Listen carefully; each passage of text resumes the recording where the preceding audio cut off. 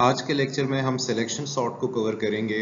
इससे previous lecture में हमने बबल सॉर्ट से रेलेवेंट काफ़ी सारी एग्जांपल्स की, ओवरऑल बबल सॉर्ट के एल्गोरिदम को देखा और उसके बाद हमने बबल सॉर्ट की time complexity, running complexity find की और कुछ एसिम्प्टोटिक नोटेशन से रेलेवेंट भी हमने कुछ सीरीज को देखा। तो आज सिलेक्शन सॉर्ट के लिए हमने उसका पूरा मैकेनिज्म देखना है, पूरे एल्गोरिदम को गो थ्रू करना है और उसके बाद उसकी time complexity, running time complexity हमने फाइंड करनी है। सबसे पहले अगर हम ओवरऑल सिलेक्शन सॉर्ट के एल्गोरिदम को देखें तो सिलेक्शन सॉर्ट का आइडिया बेसिकली ये है कि जो भी एरे का साइज हमें गिवन होगा, लेट सपोज एक एरे है हमारे पास जिसमें 7 एलिमेंट्स हमें दिए गए हैं, हमने 7 एलिमेंट्स उसमें रखे हैं, तो सबसे पहले हमने find the smallest element in the array. उस पर्टिकुलर एरे में हमने स्मॉलेस्ट एलिमेंट फाइंड करना है और उस स्मॉलेस्ट एलिमेंट को इस एरे के फर्स्ट पोजीशन पे जो एलिमेंट पड़ा हुआ है उसके साथ रिप्लेस कर देना है। लेट सपोज ये कैपिटल ए हमारे पास एरे है और इसके 6 स्लॉट पे स्मॉलेस्ट एलिमेंट पड़ा हुआ है। तो सबसे पहले हमने स्मॉलेस्ट एलिमेंट फाइंड करना है। स्मॉलेस्ट एलिमेंट फाइंड करके उस पर्टिकुलर स्मॉलेस्ट एलिमेंट को उसी एरे के फर्स्ट पोजीशन पे जो एलिमेंट, फर्स्ट इंडेक्स पे जो एलिमेंट पड़ा हुआ है उसके साथ हमने स्वैप करना है और उसके बाद ये प्रोसेस चलता रहेगा। उसके बाद हमने सेकंड स्मॉलेस्ट एलिमेंट फाइंड करना है। सेकंड स्मॉलेस्ट एलिमेंट फाइंड करके उसे हमने सेकंड स्लॉट पे जो एलिमेंट पड़ा हुआ है उसके साथ स्वैप कर देना है। फिर हमने उस एरे में थर्ड स्मॉलेस्ट एलिमेंट फाइंड करना है। थर्ड स्मॉलेस्ट एलिमेंट फाइंड करके इस एरे के थर्ड स्लॉट पे जो एलिमेंट पड़ा हुआ है उसके साथ हमने उसे स्वैप करना है और ये continue until the array is sorted. इस प्रोसेस को हमने कंटिन्यू रखना है जब तक हमारे पास पूरी की पूरी एरे सॉर्ट ना हो जाए। तो ये तो हमने थ्योरेटिकली थोड़ा बहुत मैंने एक्सप्लेन करने की कोशिश की आपके सामने। अब हम इसे फ्लो में देखेंगे, इसकी सिमुलेशंस देखेंगे कि बेसिकली हम स्मॉलेस्ट एलिमेंट कैसे फाइंड करेंगे और उस स्वैप किस तरह फर्स्ट एलिमेंट सेकंड एलिमेंट के साथ होगा। Now running time depends on slightly on the amount of order in the file. Now selection sort में ये डिपेंड करता है कि आपके पास कितना जो एलिमेंट्स पड़े हुए हैं एरे में वो कितने अनऑर्डर्ड फॉर्म में पड़े हुए हैं, कितने एलिमेंट्स ऑलरेडी सॉर्टेड हैं और कितने एलिमेंट्स अनऑर्डर्ड फॉर्म में पड़े हुए हैं। तो ये डिपेंड करती है complexity. At the end of the day जब हम निकालेंगे तो आपको इस चीज की समझ आ जाएगी। नाउ लेट्स सपोज हमारे पास एक एरे है जिसमें एलिमेंट्स कुछ इस तरह पड़े हुए हैं। ये एलिमेंट फर्स्ट इंडेक्स पे है, ये एलिमेंट सेकंड इंडेक्स पे है, ये एलिमेंट थर्ड इंडेक्स पे है, ये फोर्थ इंडेक्स पे है, ये फिफ्थ इंडेक्स पे है, ये सिक्स्थ इंडेक्स पे है, ये सेवंथ इंडेक्स पे है। आप जीरो से भी इंडेक्सिंग स्टार्ट करते हैं जिस तरह कंपाइलर्स मोस्टली करते हैं। नाउ सबसे पहले हमने इस एरे में स्मॉलेस्ट एलिमेंट फाइंड करना है। मुझे भी लग रहा है कि स्मॉलेस्ट एलिमेंट बेसिकली 1 है, तो इस स्मॉलेस्ट एलिमेंट को सबसे पहले फाइंड करके हमने इस स्मॉलेस्ट एलिमेंट को इस एरे के फर्स्ट एलिमेंट के साथ स्वैप करना है। ठीक है, तो ये 1 इधर आ जाएगा और 8 आपका इस पर्टिकुलर लोकेशन पे आ जाएगा। तो ये दो स्टेप्स बेसिकली हमने फर्स्ट पास में करने हैं। अब आप देखें इसे, अब हमने फाइंड किया बेसिकली, मैं अगर थोड़ा सा इसे रिमूव कर सकूं, इसे हमने फाइंड किया, स्मॉलेस्ट एलिमेंट है हमारे पास। इस स्मॉलेस्ट एलिमेंट को अब हमने इस एरे के फर्स्ट एलिमेंट के साथ स्वैप करना है। तो ये देखें, फर्स्ट आपका 1 आपका अब फर्स्ट स्लॉट पे आ गया है और 8 आपका अब लास्ट स्लॉट पे आ गया। अब हमने इस पर्टिकुलर एरे में सेकंड स्मॉलेस्ट एलिमेंट फाइंड करना है। अब सेकंड स्मॉलेस्ट एलिमेंट आपके पास 2 है, तो ये 2 हमने फाइंड करके इस एरे के सेकंड एलिमेंट के साथ स्वैप करना है, यानी अब ये 4 के साथ स्वैप होगा। अब हम आगे जाएंगे। हमने सबसे पहले फाइंड किया कि 2 हमारा स्मॉलेस्ट एलिमेंट है। अब हमने इस 2 को स्वैप करना है इस पर्टिकुलर एरे के सेकंड एलिमेंट के साथ जो कि 4 है। तो 4 आपका इस स्मॉलेस्ट एलिमेंट की स्लॉट पे चला जाएगा और 2 आपका सेकेंड स्लॉट पे आ जाएगा। अब हमारे पास आप ये समझें कि एरे ये रह गई है। अब हमने इस एरे में स्मॉलेस्ट एलिमेंट फाइंड करना है जो कि 3 है। अब हमने 3 को बेसिकली थर्ड एलिमेंट के साथ स्वैप करना है, तो 3 6 की जगह पे आ जाएगा और 6 आपका 3 की जगह पे आ जाएगा। देखिए, हमने स्मॉलेस्ट एलिमेंट फाइंड किया जो कि 3 निकला। अब हमने 3 को इस एरे के थर्ड इंडेक्स वाले एलिमेंट के साथ स्वैप करना है। अब जब हम स्वैप करेंगे तो 3 आपका थर्ड स्लॉट पे आ जाएगा और 6th आपका सेकंड लास्ट स्लॉट पे आ जाएगा। अब हमने इस पर्टिकुलर एरे में स्मॉलेस्ट एलिमेंट फाइंड करना है जो कि 4 है, और 4 को 9th फोर्थ स्लॉट पे जो एलिमेंट पड़ा हुआ है उसके साथ स्वैप करना है। तो हमने सबसे पहले 4 को स्मॉलेस्ट एलिमेंट फाइंड किया, अब हमने 4 को स्वैप करना है, तो 4 9 की जगह आ जाएगा और 9 आपका 4 की जगह चला जाएगा। तो ओवरऑल अब हमने क्या करना है, अब हमने 9 6 और 8 में स्मॉलेस्ट एलिमेंट फाइंड करना है जो कि 6 है, और 6 को हमने 9 के साथ स्वैप करना है, तो 6 9 की जगह आ जाएगा और 9 आपका 6 की जगह पे आ जाएगा। अब देखें आपके पास ओवरऑल जो स्ट्रक्चर बना, अब हमने 9 और 8 में स्मॉलेस्ट एलिमेंट फाइंड करना है जो कि 8 है। अब हमने 8 को 9 के साथ स्वैप कर देना है और 9 8 की जगह पे चला जाएगा, 8 स्मॉलेस्ट एलिमेंट है।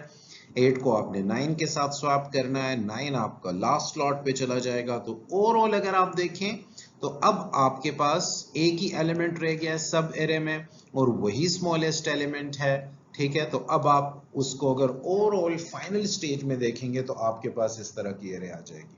तो सिलेक्शन सॉर्ट बहुत इजी है। First of all we have to find the smallest element in that particular array, and after finding the smallest element we have to swap that particular smallest element to the first element in that particular array।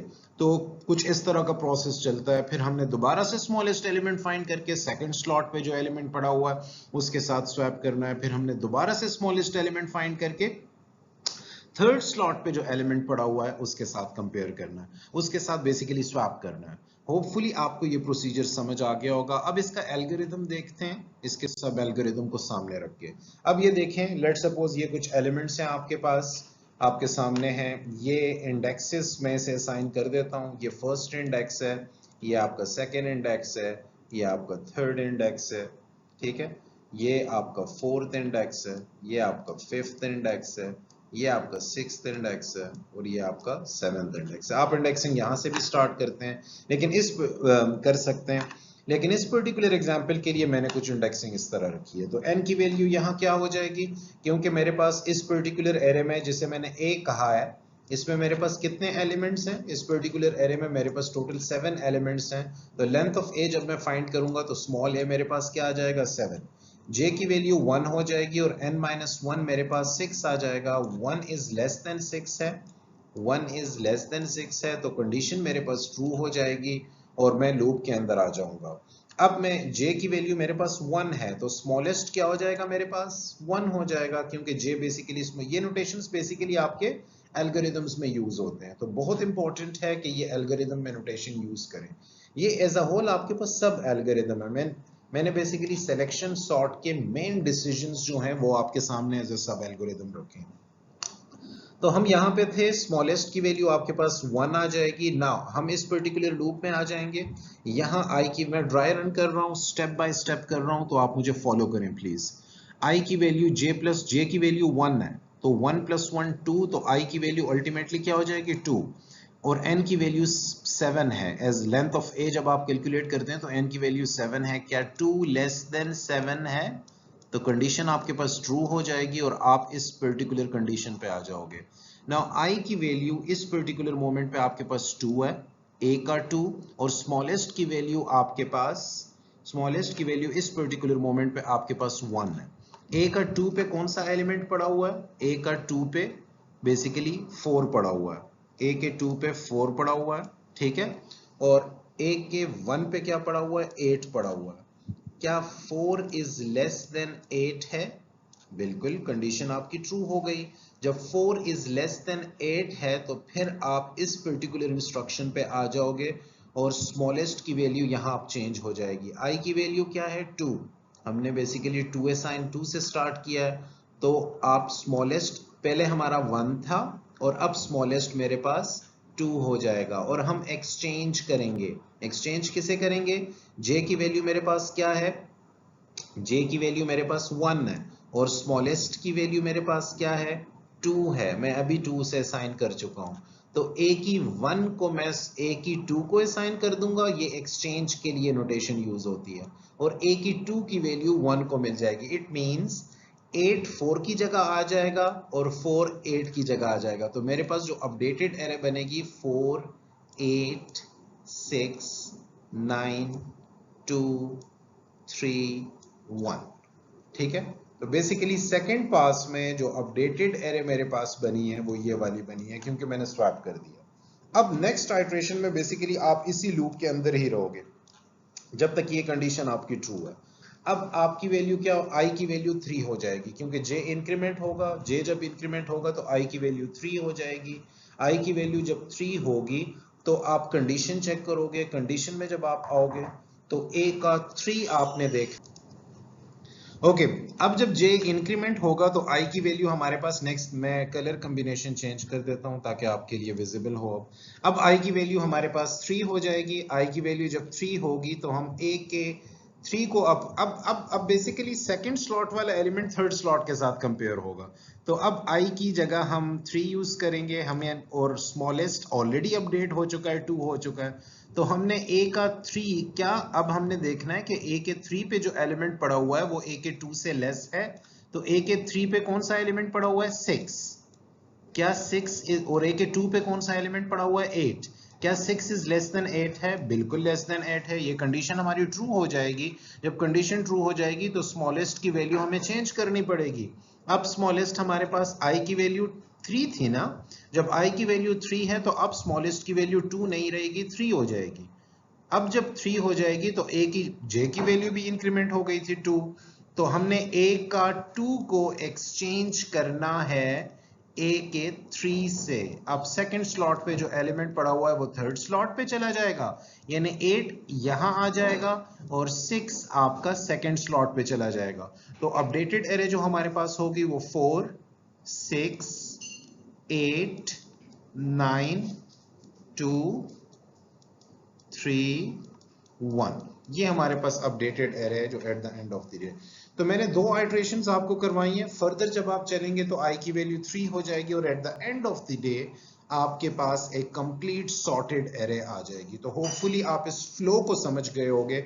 अब next slide में हम time complexity की तरफ जाते हैं।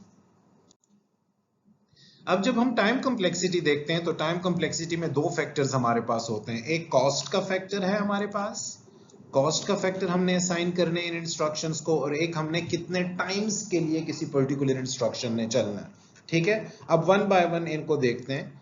अब सबसे पहले हमने फर्स्ट इंस्ट्रक्शन को C1 असाइन किया। बेसिकली अगर हम इस पर्टिकुलर लाइन को देखें तो इस पर्टिकुलर लाइन को हमने कांस्टेंट असाइन किया और इसने 1 टाइम ही चलना है, क्योंकि n को लेंथ ऑफ a हम असाइन कर रहे हैं तो इसने 1 टाइम्स ही चलना है।